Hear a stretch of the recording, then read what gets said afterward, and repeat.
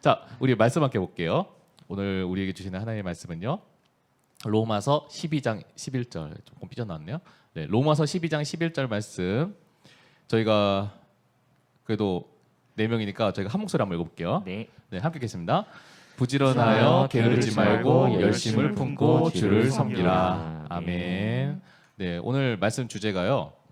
이 시대에 우리에게 해로운 영성이라고 하는 주제입니다. 네. 아까 저희가 지금 그 얘기를 했잖아요. 그 코로나19 지금 우리가 겪으면서 사회적인 거리두기 하면서 우리가 지금 할 수 있는 가장 신박한 방법이 이게 잠깐 나눴는데 여러분들은 코로나19 사태 동안에 지금 이 사회적인 거리두기 하면서 여러분 가운데 하는 가장 많은 일들이 뭡니까? 혹시 채팅으로 잠깐 적어줄 수 있어요? 여러분? 어떤 게 있을까요? 네, 코로나19 동안에 우리가 지금 집 밖에 못 나가니까 하는 거 거의 대부분이 뭘 하고 있죠? 네, 뭐 하죠? 여러분? 유튜브로 휴대폰으로 유튜브. 선생님 어제 그 학교 가셔야 되죠? 네, 네, 지금 박사과정 밟고 계시는 분, 지금 박사님 밑에서 열심히 지금 이제 좀 있으면 얼마 남았죠? 1년 남았습니다. 1년요. 네. 여러분 연습하세요. 뭘 연습하라는 거예요? 무슨 연습을 말하는 거예요? 무슨 연습이야? 네. 그래서 1년 남아요. 그래서 1년 뒤에는 이제 순서는 이제 최 박사님이 되시는 거죠. 네, 최 박사님. 네. 네. 중고등 현수막 다 걸어놔야죠. 그쵸, 최승주 형제님 박사학위. 최승주 박사님 네. 학위 수료를 축하드립니다. 이렇게 할 거야 진짜. 그럼 안 하셔도 돼요. 네. 그러면 창지 선생님은 네, 뭐 하세요 요즘 집에서? 집에서 주로 생각을 많이 하는 것 같습니다. 생각. 네, 고민하고 생각하고. 고민, 생각. 네, 네. 혼자 있다 보니까. 네. 네 그렇고요. 네, 현석 쌤은요? 저는 집에 있을 때요. 게임하고 유튜브 보고. 아니요, 저는 보통 누워 있습니다.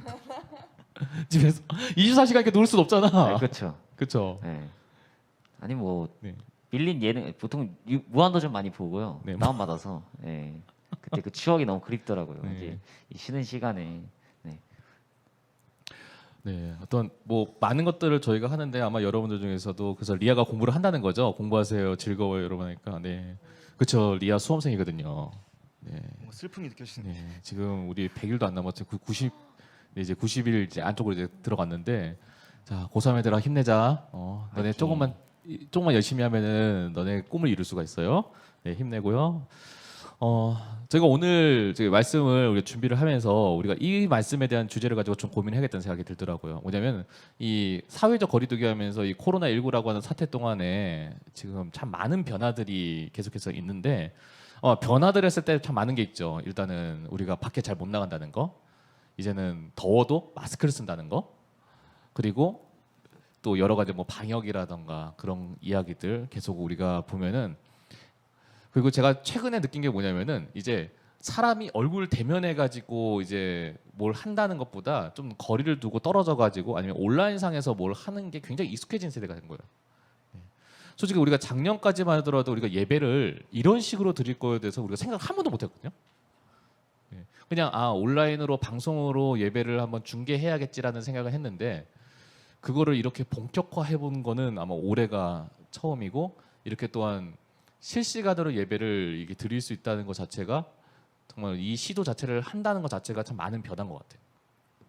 근데 이러한 시대를 살면서 앞에도 우리가 말씀의 주제가 뭐냐면 우리의 삶을 해롭게 할 수 있는 영성들에 대해서, 우리의 삶의 모습들에 대해서 우리가 좀 살펴봤으면 좋겠는데, 오늘 그래서 이거랑 해서 주제를 좀 계속 생각을 하면서 가지고 있던 주제 중에 그 첫 번째 주제가 뭐냐면 게으름입니다. 자, 여러분은 게으름이랑 친하신가요? 아니면 거리가 멀으세요? 나는 게으름이랑 거리가 멀어 하시는 아마 없지 않을까요? 없지 않을까? 네. 게으름이랑 거리가 뭔가요? 저는 네. 그냥 막 멀지도 않고 가깝지도 않은 것 같아요. 그 뭐지? 게으름이랑 멀지도 않고 가깝지도 않은 거. 애매한 관계인 것 같습니다. 애매한, 네, 예. 게으름과 그쵸. 애매한 관계인 네. 것 같습니다. 여기 있는 분들 어떤지 모르겠어요. 지금 네, 온라인에서 이제 예배드리는 분들 보면 일단은 내가 볼 때는 9시, 일단은 지금 10시인데 이 시간에 일어나서 예배를 드린다는 것 자체가 이제 부지런한 이제 게으름이랑은 좀 거리가 먼 거죠. 근데 이 게으름이라고 하는 말이요, 그냥 여러분 어떻게 보면 아 이게 잔소리 같아라고 들릴 수 있어요. 네. 저희가 부모님한테 가장 많이 듣는 소리가 뭐가 있어요? 여러분 제일 많이 뭐 듣고 자랐어요? 제일 많이 듣고 자란 네. 거야? 공부 좀 해라. 공부 좀 해라. 예. 일찍 자고 일찍 일찍 일어나라. 일찍 자고 일어나. 네, 일찍 들어와라. 일찍 들어와라. 밥 좀 잘 챙겨 먹어라. 아직도 듣고 있는. 아직도 듣고 있어요 그거? 아니. 저, 근데 게으름이라고 하는 거를 우리가 계속 뭘로 연관시하면 공부 안 하는 거랑 연관하는 거야. 그러니까 공부 좀 해라. 그러니까 공부를 안 하면 내가 게으른 것처럼 느껴지는 거야. 그러다 보니까 이게 게으름하면은 왠지 우리가 게으르지 말아라고 하면 굉장히 알게 모르게 엄마의 잔소리랑 이제 오버랩 겹치면서 약간 이게 약간 스트레스처럼 들리는 거죠. 근데 이 게으르지 말라는 말이요, 그냥 단순히 공부를 열심히 하라는 말로만 이해해서는 안 된다는 거죠. 왜냐하면 우리가 단적인 예로 우리의 인생은 벼락치기가 아니잖아요. 만약 시험 기간이 내가 시험 그 뭐죠? 앞으로 중간고사가 예를 들어 가지고 중간고사가 뭐 이제 중간고사 아니구나.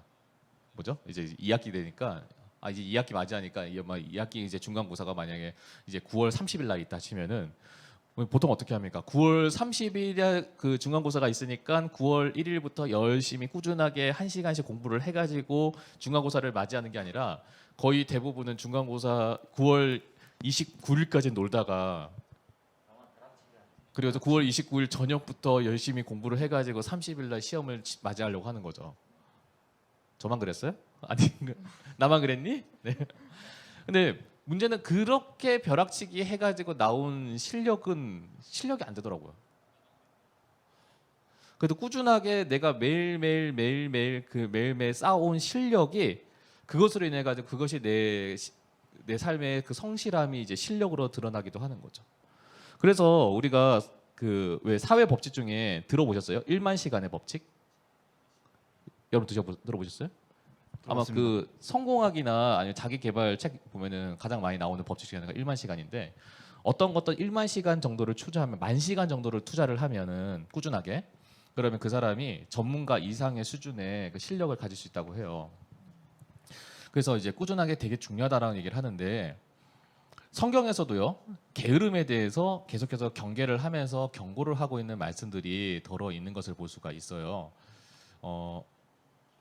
네, 오늘 이렇게 다 깨졌냐? 네, 일단은 잠언 6장 10절부터 11절 말씀 보면은 이 잠언하면은 게으름에 대해서 제일 유명한 구절이죠. 좀 더 자자, 좀 더 졸자, 손을 모으고 좀 더 누워 있자 하면 내 빈궁이 강도같이 오며 내 곰핏이 군사같이 이르리라라고 되어 있어요. 그러니까 좀 더 자자, 좀 더 졸자, 좀 더 누워 있자 하면 어느 순간부터가 내가 가난해지고 내 공고함이 이제 내가 감당할 수 없는 수준에 이르게 된다라고 하는 이 성경 구절이 있는데 사실 이 게으름에 대해서 사실은 잠언에 보면요 무려 이제 이 게으름에 관련된 구절만 무려 9군데가 나와요. 그리고 예수님께서도 이 게으름에 대해서 이제 은근슬쩍 꾸짖는 장면들도 달란트 비유를 보면 나오죠. 달란트 비유에 뭐죠? 5달란트가 10달란트 된 종은 칭찬하잖아요. 2달란트 된 종이 4달란트 되니까 칭찬하잖아요. 근데 1달란트 받았던 종이 그 1달란트 잘 파묻어 놨다가 다시 끄집어 와가지고 주인님 제가 정말 읽지도 않고 벌지도 않고 잘 가져왔습니다라고 하니까 그때 뭐라고 하냐면은 악하고 게으른 종이라고 하는 거죠. 근데 그래서 예수님도 아예 명명할 때 비유상으로는 악이랑 게으름을 동일선상에서 본다라고 하는 거죠. 근데 사실은 이 부지런함에 대해서 우리가 좀 자극을 받을 필요가 있는데 꾸준하게 부지런한 사람이 그걸로 해서 성공하는 케이스들에 대해서는 우리 너무나 잘 알아요. 근데 그 중에 성경에 보면 어떤 사람이 나오냐면 야곱이라고 하는 사람을 보면 야곱이 처음에 그 형으로부터 도망가가지고 삼촌 라반의 집에서 살거든요. 그 라반의 집에서 살면서 그 거의 근 20년간도 거기 사는데 그러면은 원래 문제 드릴게요. 야곱이 평상시에 원래 집을 떠나기 전에는 평상시에 어디에 있었을까요? 자, 성경 퀴즈예요, 여러분. 야곱이 형으로부터 도망치기 전에는 그가 원래 집에 살았을 때는 평상시에 항상 있었던 곳이 어딜까요? 너무 어려운 지문이에요? 집이요. 내가 이 쉬운 문제를 이렇게 어렵게 생각하는 사람. 그죠? 집 안에만 있었죠. 평상시에 맨날 집 안에만 살았거든요. 네, 그렇죠. 근데 이제 형으로부터 도망쳐가지고 이제 삼촌 집에서 얹혀 사니까 뭘 해야 돼? 일해야 돼. 그렇죠. 그 일해야 되니까 그 사람이 맨날 들로 밖으로 나와가지고 이제 양떼를 돌보는 이제 목축업을 했다는 거예요. 근데 야곱이 여기서 그가 이제 그냥 삼촌한테 뒤통수 맞아가지고 삼촌한테 사기당한 것 때문에 아 짜증나 그냥 나 아무렇게나 해야지 하면서 게으르게 양을 쳤으면은 아마 그 사람이 거기서 그 자리에서 그대로 머물렀을 텐데 야곱이 굉장히 일을 열심히 한 거예요. 그러다 보니까 그 목축업을 하면서 뭘 발견했냐면은 아 내가 가지고 있는 이 기술로 삼촌의 뒤통수를 때릴 수 있겠다고 하는 그런 비결을 발견한 거예요. 근데 그게 그냥 발견한 게 아니라 그가 열심히 삼촌 일을 계속해서 성실하게 했으니까 그 부지런함의 결과로 받게 되는 거예요. 또 한 명을 그 아들인 요셉에게도 볼 수 있는 거죠. 요셉이 소년일 때 어디로 애굽에 뭘로 팔려가요? 노예로 그렇죠. 팔려갔죠. 노예로 팔려가죠. 노예로 팔려가면은 한번 생각해보세요. 내 형들한테 뒤통수 맞았어. 그래서 나 죽을 뻔하다가 형들한테 팔려 나갔어. 아, 진짜 너무하다. 그러니까 노예로 가. 그러면은 우리가 그런 상처랑 그런 핑계를 가지고 아 나 그냥 막 살아야지. 막 이렇게 살았을 되는데 얘가 노예로 가가지고 되게 성실하게 산 거예요. 하나님의 형통하심에 대해서 이제 그 말씀에선 정리를 하지만 그 형통은 아무렇게나 오는 게 아니라 야곱이 부지런했기 때문에 올 수 있는 거예요. 야곱이 부지런하니까 보디발의 집에서도 신뢰를 얻는 거예요. 근데 그리고 나서도 또 어떻게 돼요? 또 누명을 쓰죠. 네. 그래서 그래서 다시 감옥에 가요. 이제 노예에서 감옥에 죄수가 된 거예요. 진짜 아무렇게 살아도 되는 거예요. 그 죄수잖아. 그냥 감옥 안에 그냥 갇혀가지고 그냥 아무렇게나 했을 때인데 거기서도 야곱은 되게 부지런해. 되게 부지런하다 보니까 죄수들 사이에서 신임을 얻죠. 그래서 누구를 만나요? 두 사람을 만나죠. 하나는 빵 굽는 관원장, 그리고 한 사람은 술 맡은 관원장. 근데 이 사람 다 말 그대로 이제 왕의 음식을 다루는 사람이다 보니까 왕의 최측근이었고 왕의 신뢰를 얻은 사람인 거예요. 그러니까 쉽게 말하면은 고위층 간부야. 우리말로 하면 이제 장관 정도 되는 사람이죠. 이제 그 사람들을 죄인의 신분이지만 그 사람들과 대면할 수 있고 독대하면서 이야기를 나눌 수 있는 그런 신분이 된 거예요. 그래서 성경학자들 중에서는 이 술 맡은 관원장이나 빵 굽는 관원장을 야곱이 만났기 때문에 그가 총리로서 애굽에서의 정치 활동을 원활하게 할 수 있는 비결을 얻게 되는 그 배경이 되었다라는 얘기가 있어요. 그냥 죄수가 아무렇게나 총리가 된 게 아니라는 거죠. 근데 그 얘기가 어느 정도는 설득력이 있는 거죠. 근데 그러한 배경에 있어서 무엇이 있었냐면 요셉이 그가 어디서든지 부지런했기 때문이라고 우리가 이해를 할 수가 있는 거죠. 하나님께서도 우리에게 이처럼 성경을 통해서 이런 성경의 인물들을 통해서 우리에게 부지런하고 말씀을 하시는 겁니다. 그래서 우리가 지금 이 시대 가운데 우리가 사회적 거리두기를 하면서 우리가 어쩌면은 내가 해야 되는 시간보다 내가 할 수 있는 시간이 이렇게 많은 시점에서 우리가 해야 되는 거는 우리가 성실함으로 하나님께서 우리에게 맡겨주신 비전을 이루어야 된다고 하는 것이죠. 자, 여러분에게 한번 질문 드릴게요. 여기 있는 분들도 한번 써보세요. 여러분, 게으른 게 하나님 보시기에 죄일까요? 죄가 아닐까요? 아까 계속 옆에만 그러니까 창진 선생님 볼 때는 게으름이 죄일까요? 죄가 아닐까요? 죄일 것 같습니다. 어떤 면에서? 게으르다 보면 하나님과의 관계도 게을러질 것 같아요. 하나님과 관계도 네. 게을러진다. 네. 우리 승주 선생님은요? 죄가 맞는 것 같아요. 그 일만하게 뿌리라고 하잖아요. 일만하게 뿐이다. 네. 와, 네, 그렇죠. 네, 현석 쌤은요? 저도 죄인 것 같습니다. 죄인 것 같아요. 네. 자, 리아도요. 예, 죄예요라고 됐어요. 네.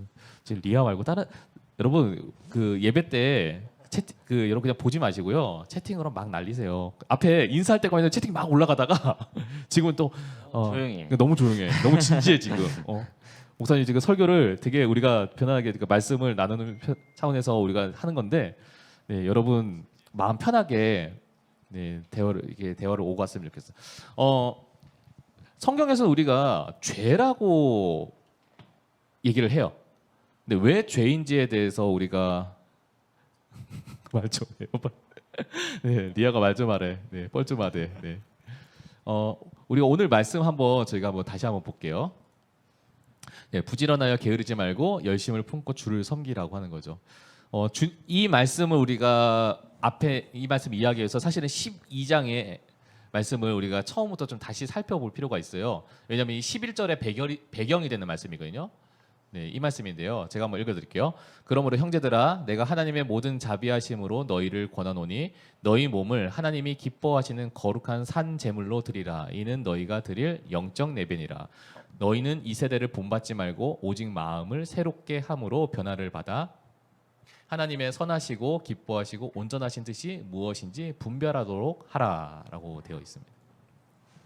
그러니까 다시 말하면요, 우리의 삶을 그냥 세상 사람이 사는 그런 육신의 기쁨을 따르는 흐름대로 그냥 두지 말고 어떻게 하면 하나님이 기뻐하시고 어떻게 하면 하나님께서 원하시는 그런 삶을 내가 분별하여 살라라고 하는 그러한 핵심적인 말씀을 우리에게 전해주는 거죠. 그것을 비추어서 오늘 말씀에 부지런하여 게으르지 말고 열심을 품으라고 하는 거죠. 근데 그 열심을 품는 그 목적이 뭐냐면 주를 섬기라고 하는 거죠. 그러니까 우리가 무엇을 향해 부지런해야 되면은 하나님을 섬기는 일에 부지런해야 된다라고 하는 겁니다.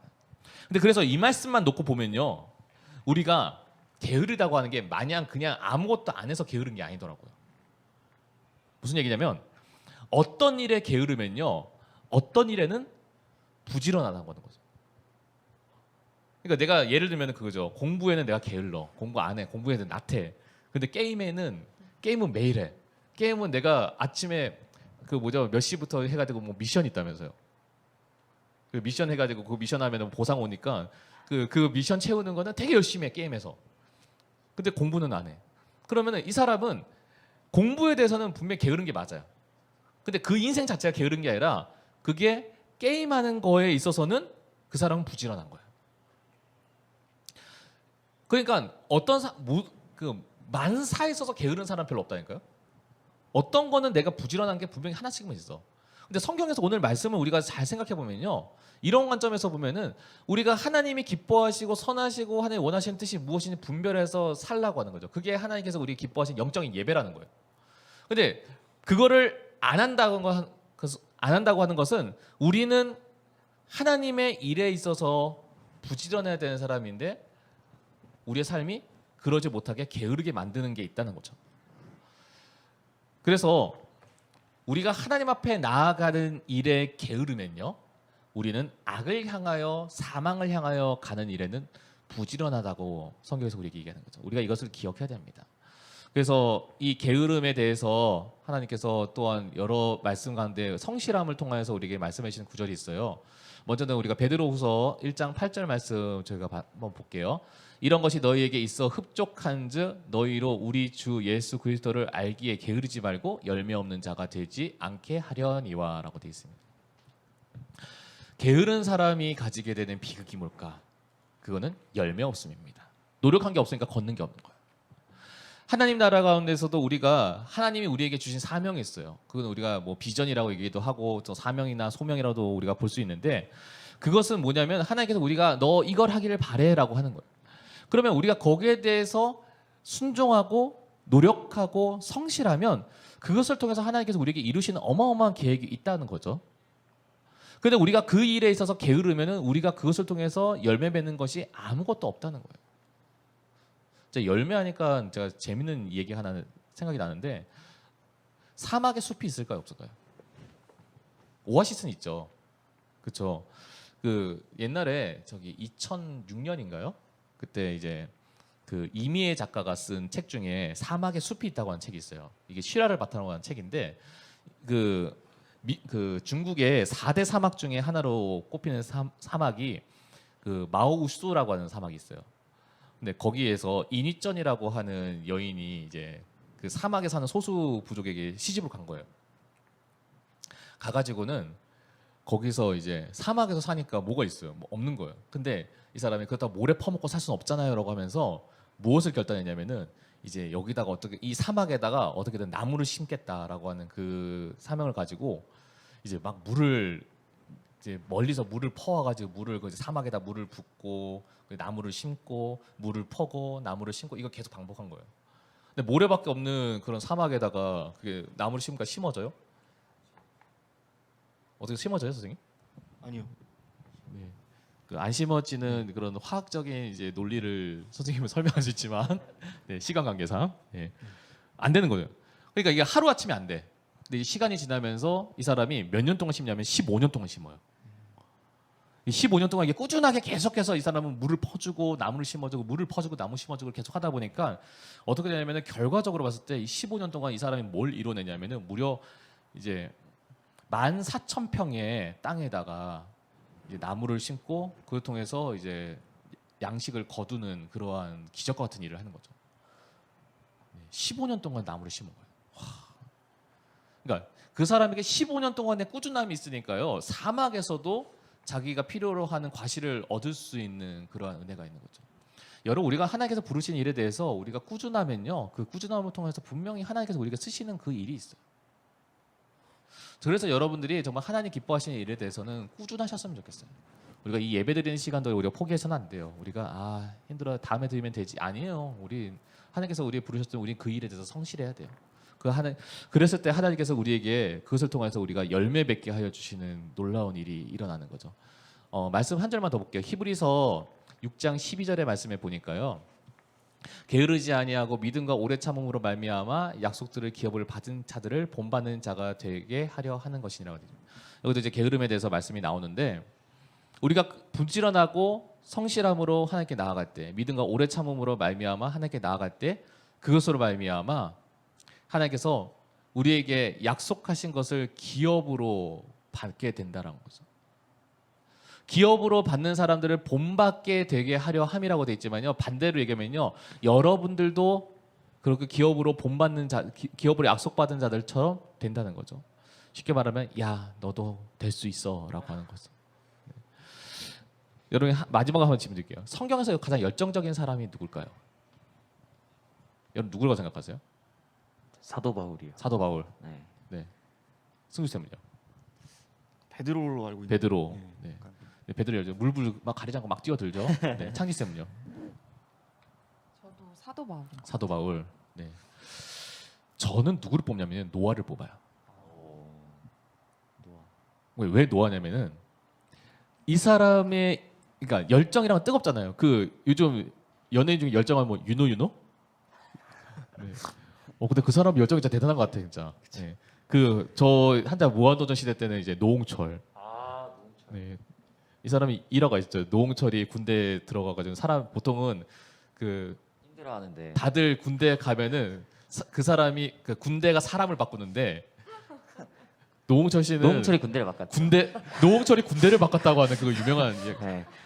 이 사람은 절대 네. 굽히지 않는 그 노홍철이 에너지가 군대를 있는 바꿨죠. 거야. 그렇죠. 근데 그 에너지도요 이게 계속해서 꾸준하게 넘쳐야 되는데 그 사람은 뭐 계속 근데 꾸준하게 넘쳐야 되는데 어느 순간부터가 꾸준하게 넘쳐가고 식는 사람이 있거든요. 잠깐은 열정이 있을 수 있어. 근데 식는 거죠. 근데 이 노아라고 하는 사람은요 무려 하나님 명령 가운데 방주를 만들려고 했잖아요. 이제 해석마다 좀 다르긴 한데 그 방주를 120년간 만들었다고 하는 이야기를 하잖아요. 그럼 그 사람은 120년 동안 꾸준하게 하나님께서 주신 명령을 잘 실행한 거예요. 그러면 그만한 열정이 누가 있을까라고 했을 때 저는 없다고 보거든요. 우리가 하나님께서 우리에게 주신 분명한 목표가 있어요. 전 여러분들이 그 목표를 찾으면요 거기에 대해서 우리가 열의가 생기고 열정이 생기잖아요. 그러면은 여러분들 가운데 하나님께서 우리가 그럼 하나님과 가까워지고 하나님의 뜻을 따르는 일에 게을러질 수가 없는 것이죠. 우리가 게임을 하는 것 우리한테 즐겁습니다. 그렇죠? 유튜브 보는 건 우리가 즐거워요. 좋아하는 연예인 덕질하는 거 신나요. 그렇죠? 근데 그것이 우리의 삶에서 어떠한 열매가 남겠습니까? 근데 하나님께서 우리에게 말씀해 주셨던 그 사명 가운데 우리가 열정을 가지고 힘을 쏟을 때 그 부지런함으로 인해서 우리가 가지게 되는 열매는요 앞에 얘기한 거랑 비교가 안 되는 거죠. 뭐 따지고 보세요. 롤 가지고 내가 다이아 땄어. 그 10년 그 롤에서 다이아 딴 게 20년 뒤에도 나한테 무슨 내 인생에 무슨 영향력이 있겠어요.